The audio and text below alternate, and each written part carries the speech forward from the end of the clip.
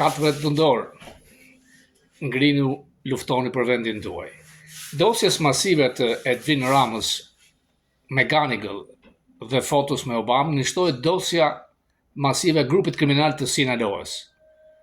Personi në kryet këtij grupi kriminal, që ka qenë hetimet gjata nga FBI, ka lidhje direkte me kryeministrin Rama, Palloshin, siç e thot matahari greke Lubia. Janë përgjuar lidhjet e tij pa diskutim me këtë grup kriminal. Kur thesari merr sanksione, pa diskutim që ka lidhje me Departamentin Amerikan të Shtetit. Emri i Palloshit, Edwin Ramës, del përsëri i lidhur me grupe kriminale. Ndaj jo më kot, nga Focus ju kemi thënë, Washington Examiner e quan Rama si Noriega apo si Erdogan, both. Me këtë grup kriminal të ri të sankcionuar, Rama është Noriega.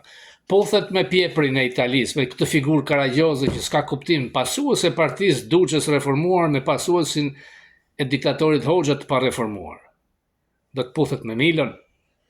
Batutat nuk e shpëtojnë dot të sëmurin e Europës juglindore. Natyrisht që ne do donim hetime më të thella, sepse numri 2 FBI, Don Bongino, e njeh mirë linjën e trafiqeve të Sinaloës që shkon tek qeveria shqiptare. Washington Examiner disa herë ka thënë. Trump, mbasi ka shpllëkuar qeverinë, duhet të rindes motorat e fushatës së tij, sepse nëse u mbet midtermi në dorën tjetër, do të jetë pre e hetimeve, sepse Partia Demokrate Amerikane është parti jakobine, parti socialiste, tejet radikale e majt. Ne nuk na intereson kjo. A ka ko? Edhe ka, edhe s'ka. Trump duket që nga ana shëndetësore ka probleme. A do t'ishte J.D. Vance pasuesi i tij i ligjshëm? Deri tani sipas pollëve është numri 1, por nuk dihet se ç'do të ngjas.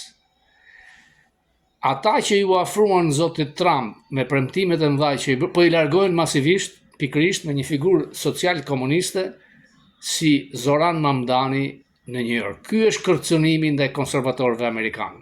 Më shumë Focus.